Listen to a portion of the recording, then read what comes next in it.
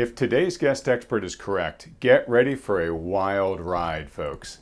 This analyst, whose bold predictions this year have so far proved surprisingly accurate, expects the market to zoom 20% higher from here and a spectacular blow off top, to be then swiftly followed by a historically epic crash. If, as I not only am I calling for a bust, I'm saying the potential is there because of the leverage I mentioned. The potential is there for this to be the largest global financial crisis in history.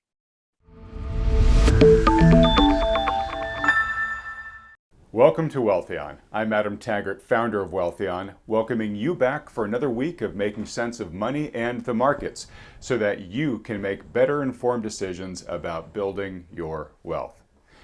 Markets have become a lot more volatile recently, violently lurching up and down and are off nearly 5% from their all-time highs as of a month ago. A growing number of analysts are concerned that this is the start of a larger correction. This year's spike in inflation is proving a lot less transitory than the Federal Reserve expected. Supply chains remain badly disrupted. Economic growth is slowing, particularly in Asia, where the failures of massive firms like Evergrande threaten to destabilize things further. And energy shocks are suddenly happening all over the world. It's understandable that more and more people are now asking, is the bull market over? Is a market correction imminent?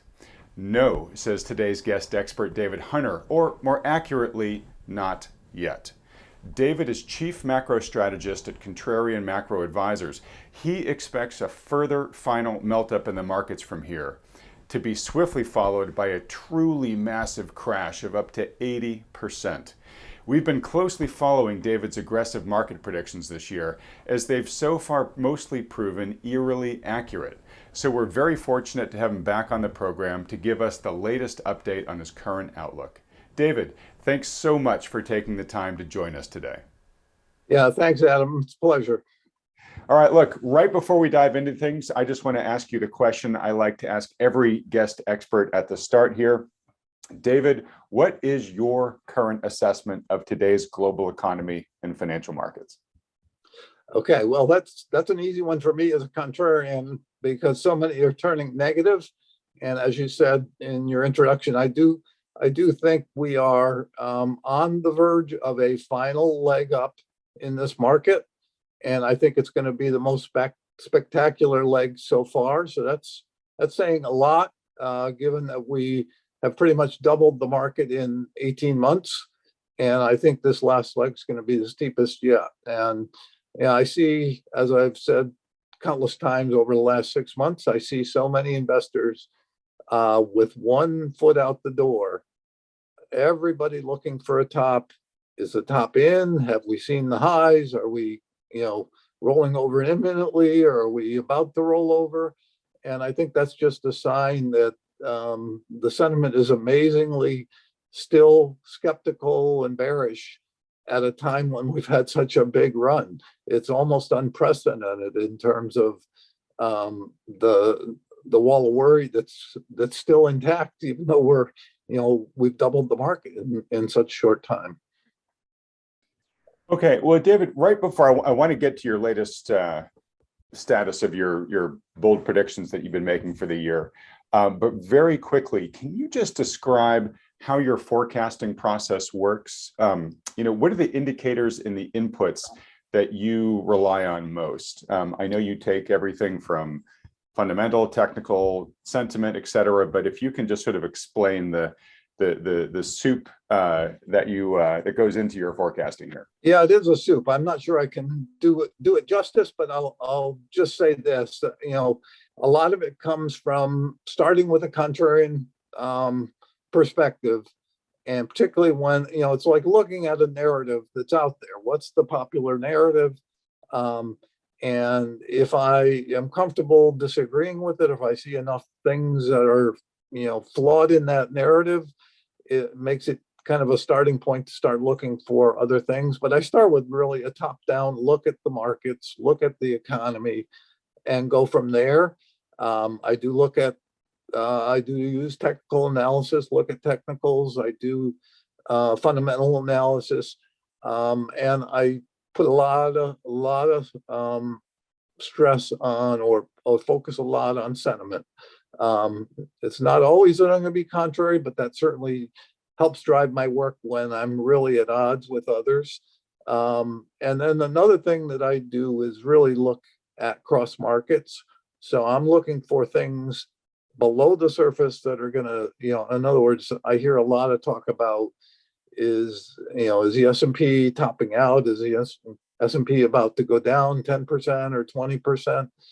Looking at a lot of the sectors within the market and various kind of stock indicators or stocks as indicators. If I don't see that picture, it's easy for me to then kind of step back and say, okay, what am I seeing in the averages? So cross markets make a lot of impact on my forecasts. What do I see in the bond market? What do I see in the dollar? What do I see in other asset categories? And then it's putting it all together, and basically with having been through whatever it's been, 5 cycles in 48 years, it's kind of like just that all kind of melds in there and comes to a conclusion. And amazingly, it's so much of it is conviction for me. If I don't have conviction, you're not gonna see forecasts like I make. But when I have conviction, it's easy. It just kind of it's pretty easy to crystallize. I do get accused of not being contrary sometimes because we're in the 39th year of a secular bull market, and I'm still bullish. But it's a matter of what time frame you're looking at. You mentioned conviction there, David, and I think that's a great word. So when you and I were speaking back in January, when the S&P was around 3,700, you were calling for a run up to 4,500 in the S&P, which was a very bold prediction back then because the S&P had already had such a great run in 2020 off of the March lows.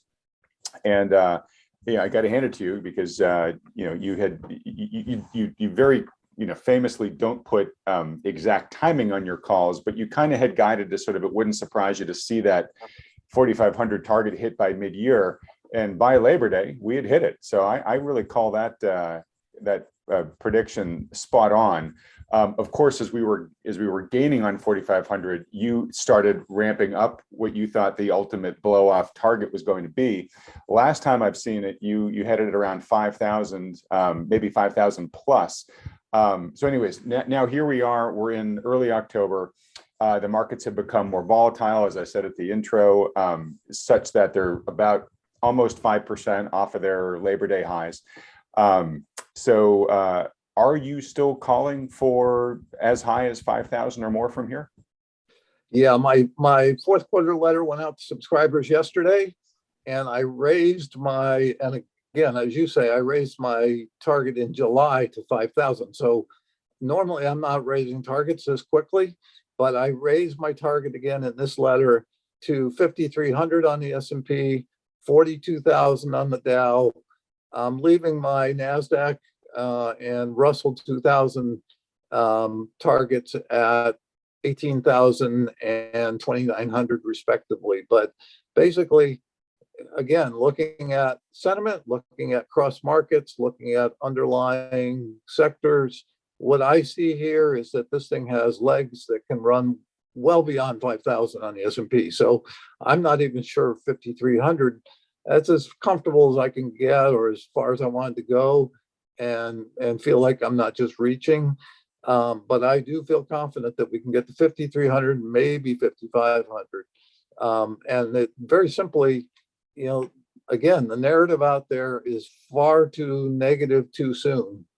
And I grant you, I do expect something awful, like you said, an 80% bear market coming after this. So I don't want to sound like I'm too cute and trying to think I can pick the precise top, etc., because I can't.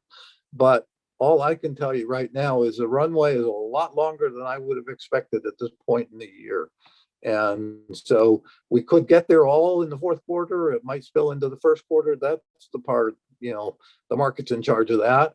But from everything I see, we've got an awful lot of sectors that are poised for much higher prices here.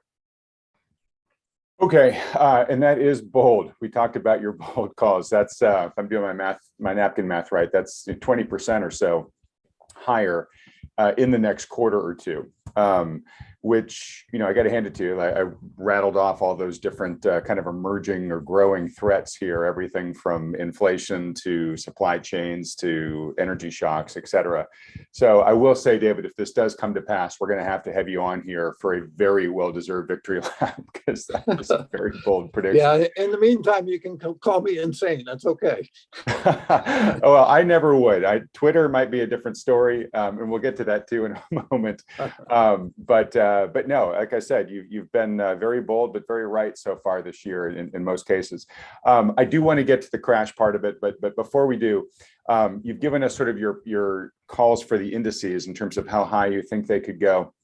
Are there particular asset classes or sectors there, equity sectors, et cetera, that you think are going to be leading the charge from here? Yeah, for sure. I think you're going to see it. It's going to be, I think, a fairly broad rally. So I'll start with saying I think you'll see both large cap and small cap play.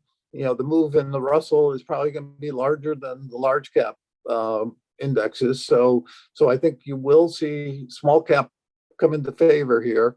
From a sector standpoint, I think it's also going to be rather mixed or broad, in that I think you're going to get the FANGs and the semis and the so-called growth stocks playing at the same time that I think there's still a big run to come in the commodity sectors, in the industrials.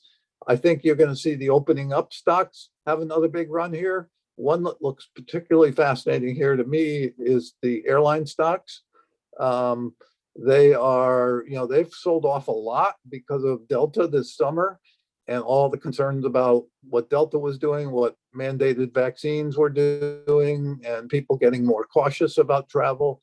All I can tell you is what I see in my work is that the airlines could have a pretty blockbuster move here in the next 3 to 6 months. So those, I think, certainly the autos look okay. How home builders look like they're going to have another run to higher highs. As I said, the commodities. So copper particularly looks strong here. I think you can see copper go from a $4 price. It's come to, the price of copper on futures had come down from $4.90 to $4. I think you're going to see $6 copper, and that should move the copper producers.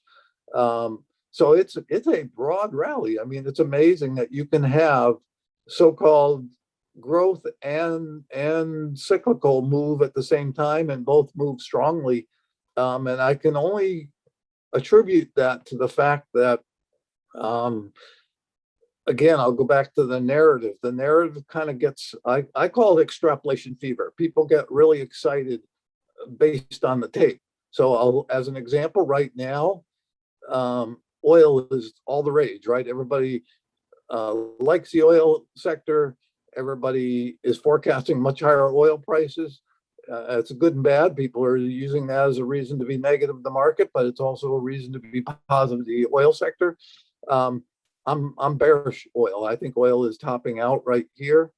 And I think the oil stocks and oil are going to be probably one of the few areas to underperform and start rolling over.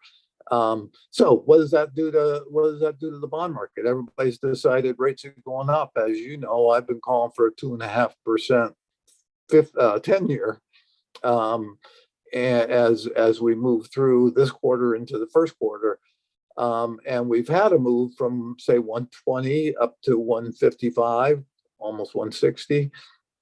Now I think you could see a move back towards 125, 130 in a step back on the way to that 2.5. So again, the narrative gets caught up in the tape and wants to extrapolate what's going on right now. I think you have to realize that these things don't move in a straight line, and you can have for weeks at a time a counter trend move that can help. For example, the FANG stocks and yet not cause problems for the cyclicals, because you're going to begin to have the cyclicals come out of their correction that's been in place since May. So there's a lot of that where I think, as I say often, investors have to learn not to think so linear in the way they see everything. They want to tie everything to one factor. So gold's only going to move if nominal rates go down, or the dollar's only going to move for X reason. There's multi factors, and sometimes you have to be careful not to make it into some strong correlation with just one factor. Okay. I'm glad that you mentioned a few things there that you think may not participate in the general run up there, like oil and bonds, perhaps, yields. So two assets you didn't mention that I do want to dig into at some point in this conversation. One of them, let's dig into now just briefly, but I presume the dollar is going to have to start reversing from here as part of that move. Is that give that same assumption? Yeah, I assume it. I don't know if it has to do that to have everything else work, but I do assume that the dollar is going to top out here and roll over. We've been in this, what I call a counter trend rally since the beginning of the year.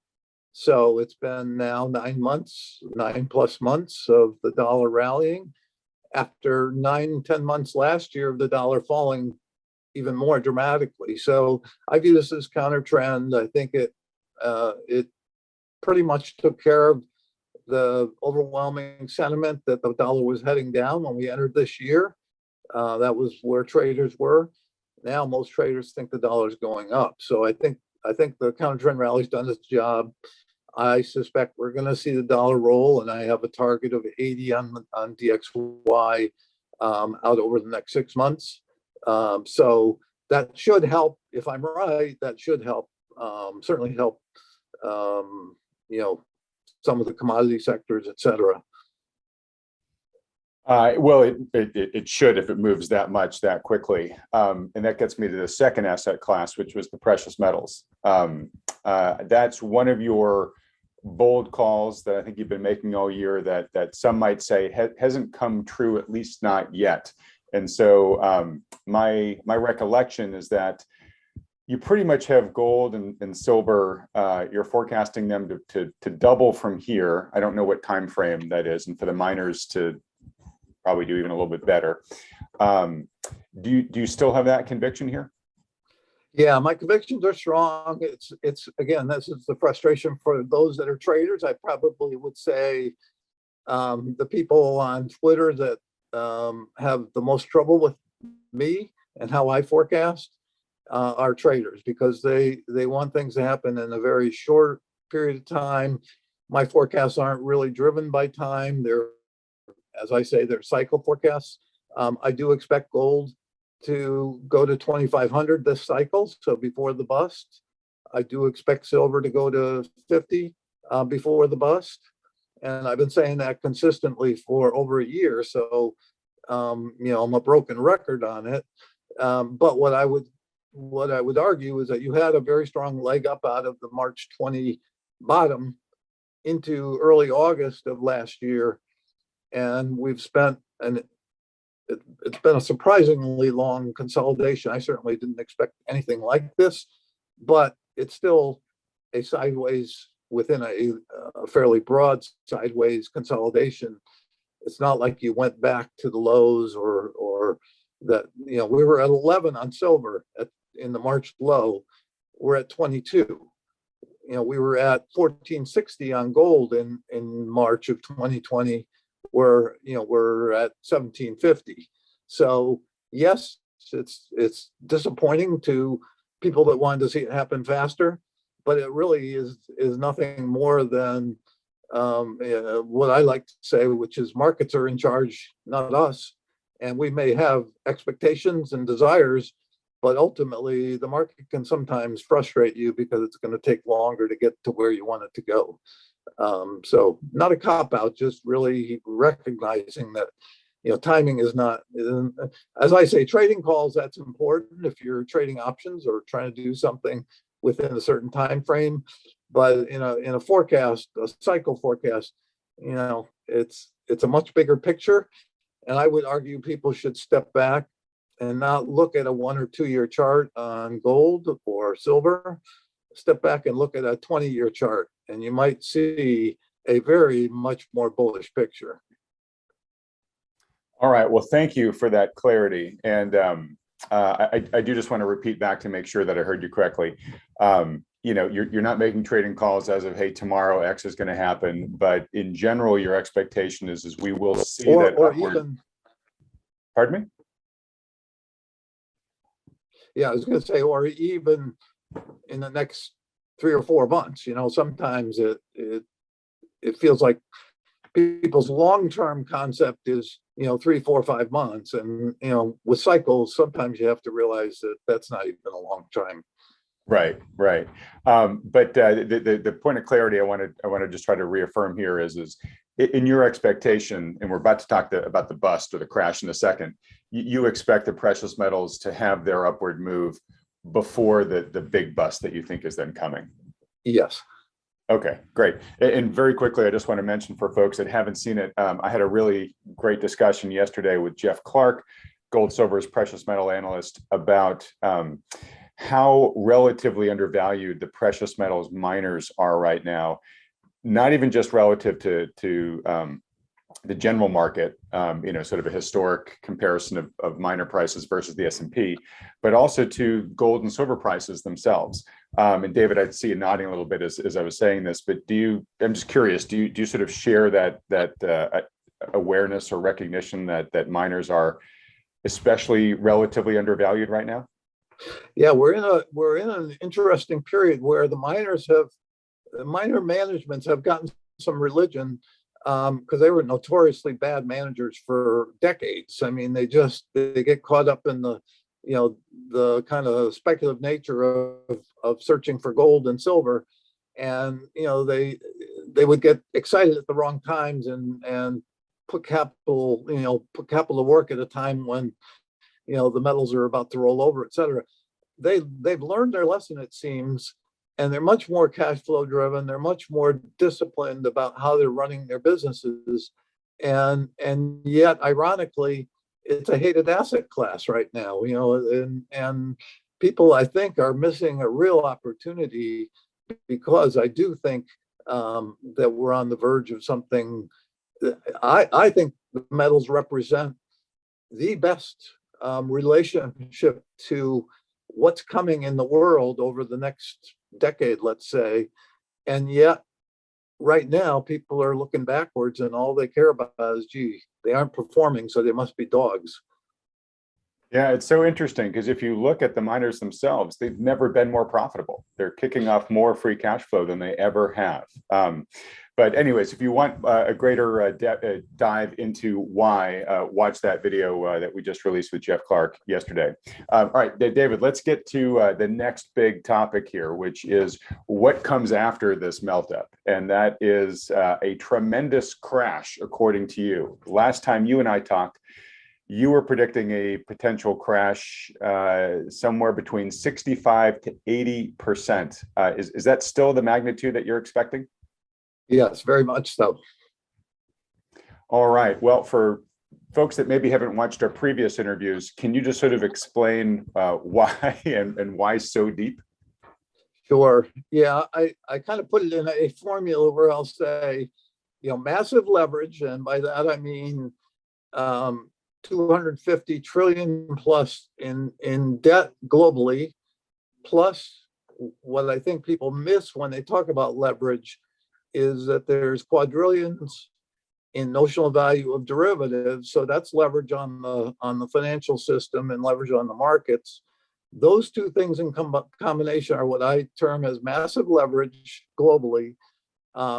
You add that to the potential for policy mistakes, because we are in a situation where inflation is breaking out, and yet the economy is very fragile because of the pandemic.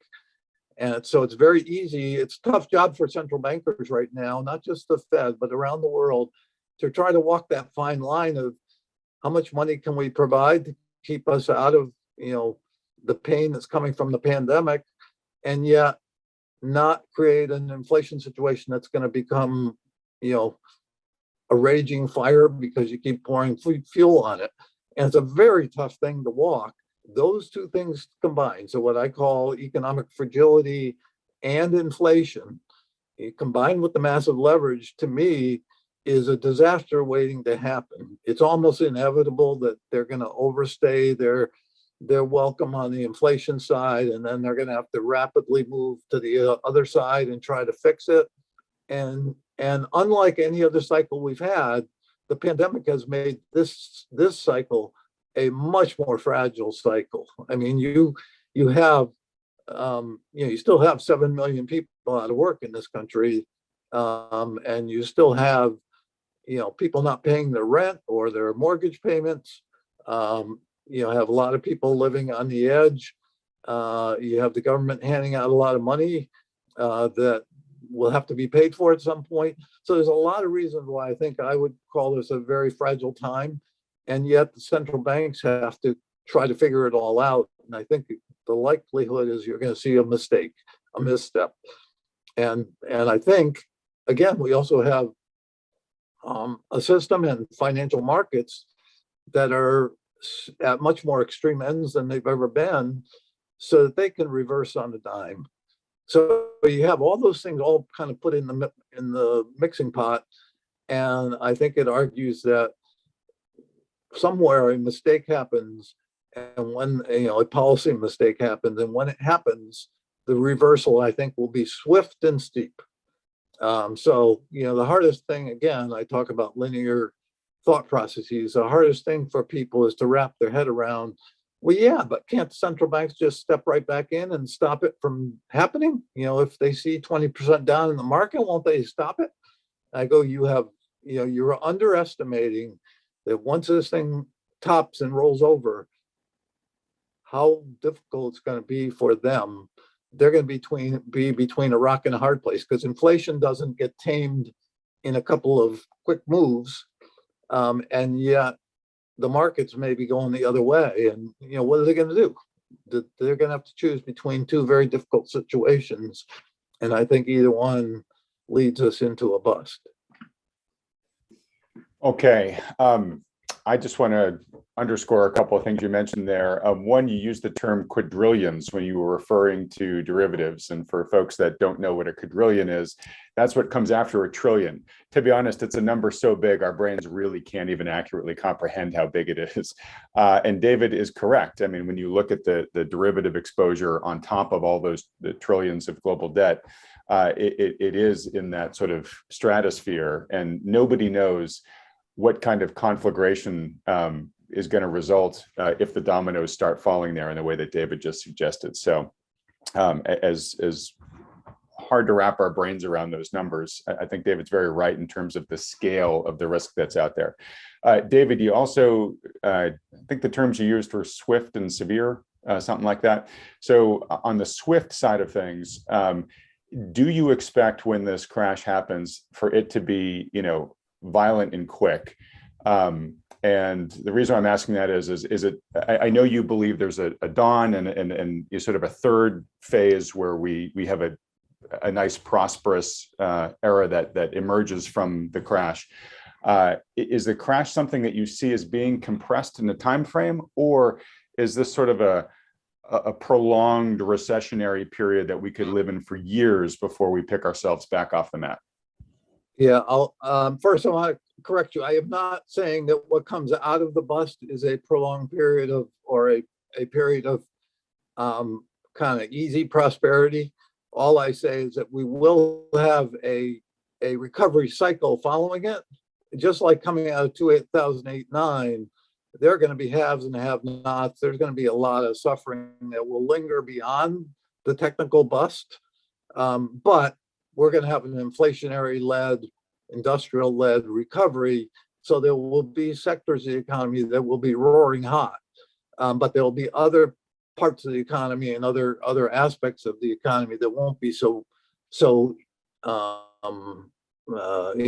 won't be a great time for some people. So I don't want to give the impression that I think this just is kind of a little blip along the way, and then we're onward and upward. But that being said, I would say I think the odds are that this bust is contained pretty much within like a 12-month period.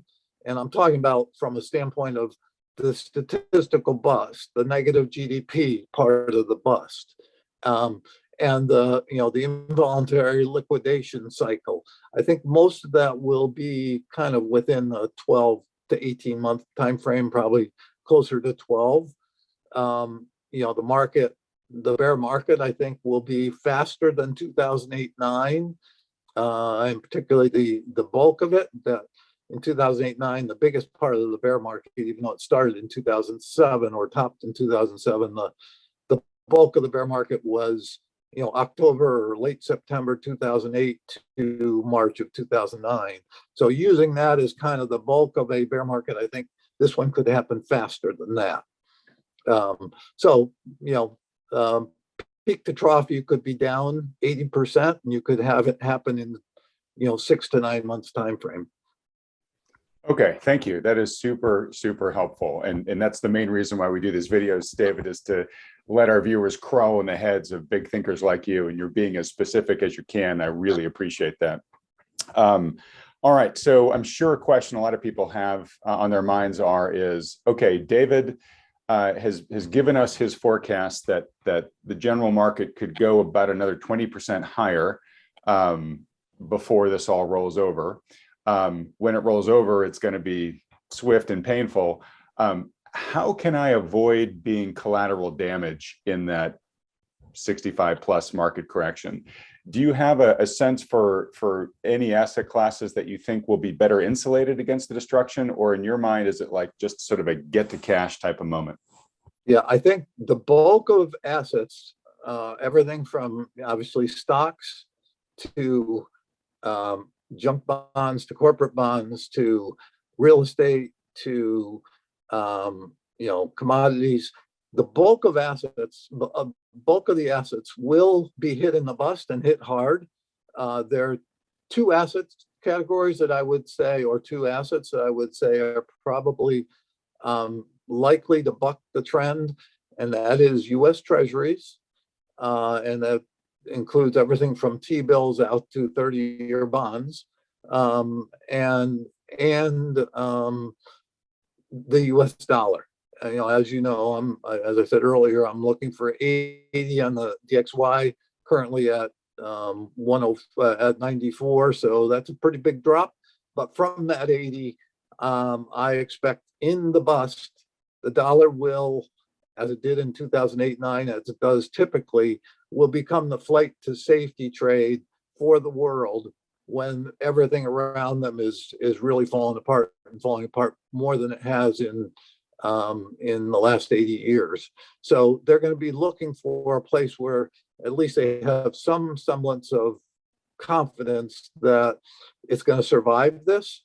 And I'm not sure the euro gives you that. I'm not sure, the yen's going to give you that. I think it's going to be the dollar that's going to capture people's, the fear is going to chase people there. So I think the dollar will go from 80 to potentially somewhere between 120 and 140 during the bust.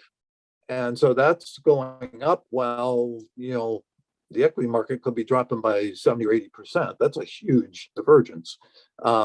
And treasuries, I expect the 10-year to go to zero, maybe even negative rates in the bust. So even though I'm looking for 2.5 on the 10-year in the next 6 months, I'm looking for from there 2.5 down to zero. That's again a huge divergence from what everything else can be doing. And the 30-year probably go from 3% down to say 0.5%. So pretty big move in bonds. But even treasury, even T-bills, at least they're not going to be. I am not worried in this bust, in this cycle. I am not worried about the U.S. government going bankrupt or going defaulting on their debt. And very simply, the reason is because when things really do get rough here, and I'm actually saying we could see deflation. So you could go from an inflation problem now, and that I think is going to worsen in the next 6 months. You could go from that to deflation during the bust because of how bad everything is going to get. It's very short-term deflation, not long drawn out, but deflation. And in deflation, or even low inflation, very low inflation, the Fed has almost infinite ability to print money. And they will print money like they have never printed it before, not even this last year and a half's printing. That will pale by comparison to what's coming. So if as I not only am I calling for a bust, I'm saying the potential is there because of the leverage I mentioned. The potential is there for this to be the largest global financial crisis in history. Just the size of the leverage on the system and the missteps that I think could happen here, or the fragility that could lead to things unwinding quickly, we could have something bigger than 2008-9. And so the central banks are going to be the only answer in the short run to try to keep us out of a total debacle where the financial system blows up and it's gone. I mean, that's when you're this leveraged, you got risk. And as I say, the central banks aren't going to sit around saying, well, if I do this, it might mean inflation 2 years from now. They're going to say, I got to do what I have to do to save the system, right? So I think the easiest part of my forecast is a prediction that we will see the central bank balance sheets grow to levels we could never imagine prior to this. So maybe it's 20 or 30 trillion on the Fed's balance sheet, and proportionally something similar to that around the world. All right. Wow, David, you don't miss words, you don't pull your punches, and when you go big, you go big. Largest global financial crisis in history. You see in the 10-year go from your prediction of 2.5 to 0, 30-year going from 3% to 0.5% or close to 0. Those are huge moves. Dollar from 80 up to perhaps as high as 140. Well, look, you're not alone in thinking that, and really what you're describing in terms of the strengthening of the treasury market and the dollar in this type of kind of global contagion is very similar to Brent Johnson's dollar milkshake theory, which, folks, if you want to get a deep dive into that, I interviewed Brent about a month ago. You can find that on the channel too. David, you do seem similar to many of the other guest experts that I've interviewed here, who all believe that there is uncomfortable probability of some sort of painful correction coming. You probably predict the deepest correction out of all of them, but then to be followed by central bank inflationary policy, the likes of which that we just haven't even begun to see yet. And it sounds like you just did a great job of describing that. So let's then now move towards the crunch. The central banks then just completely go hog wild with trying to restoke inflation because we've just had this massive deflationary crunch. Let's talk about that era. Are there particular sectors, asset classes, et cetera, that you would want to be positioned in for that, tsunami of liquidity? Yeah, I would say this is where 48 years of doing cycles, and I was running pension money for the first half of my career, so paid a lot of attention to where we were in cycles, et cetera. This is where that pays off. Is I learned long ago through observation that. We hope you've been enjoying this discussion with macro analyst David Hunter. The interview continues over in part 2, where David explains the investment climate he calculates will follow his predicted 80% market crash, including the sectors he thinks will benefit most during that period of recovery. To watch part 2, just click on the link provided in the description to this video below, or go to youtube.com/Wealthion. But before you go, please don't forget to hit the like button and then click the subscribe button below if you haven't already, as well as that little bell icon right next to it. It only takes a second and it really helps us out, as the more subscribers this channel has, the more big name experts like David we can attract onto this program in the future. And if you'd appreciate a free, no strings attached portfolio review by a financial advisor who can help manage your portfolio with the risks and opportunities that David has highlighted here, just go to wealthion.com and we'll set one up for you. Okay, I'll see you over at part 2 of our video interview with David Hunter.